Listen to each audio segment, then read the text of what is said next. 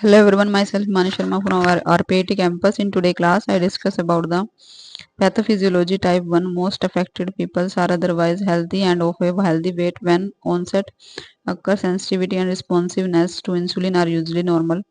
Especially in early stages, type 1 diabetes can affect children or adults, but was traditionally termed the juvenile diabetes because the majority of these diabetes cause cases were in children. Type 1 diabetes is partly inherited with the multiple genes, including the certain HLA genotypes known to influence the risk of diabetes. In genetically susceptible pupils, the onset of diabetes can be triggered by the one or more environmental factors, such as viral infection or diet. Among dietary factors, gluten may lead to type 1 diabetes, but the mechanism is not fully understood. Type 2 diabetes mellitus is characterized by the insulin resistance. The defective responsiveness of body tissue to insulin is believed to involve the insulin receptor. In the early stage of type 2, the predominant abnormality is reduced insulin sensitivity. Type 2 diabetes mellitus is due to primarily to lifestyle factor and genetics. A number of lifestyle factors are known to be important to the development of type 2 diabetes mellitus, including the obesity, lack of the physical activity, poor diet, stress.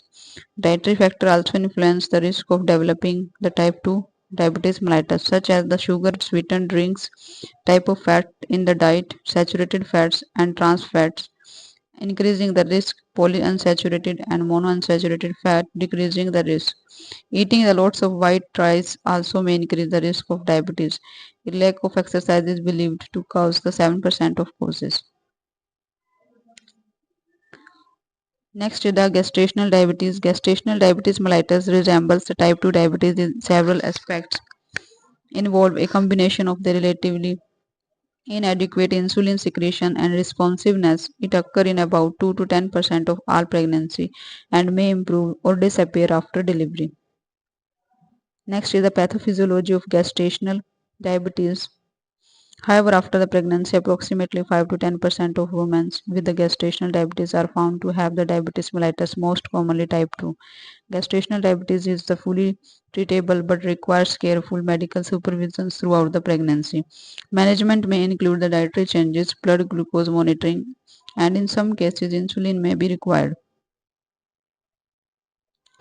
Through it may be transient, the untreated gestational diabetes can damage the health of the fetus or mother. Risk of the baby include the macrosomia, high birth weight, congenital heart disease, central nervous system abnormalities, skeletal muscles, malformations, high blood glucose level in mothers, and the bring extra glucose to baby causes the baby to put an extra weight.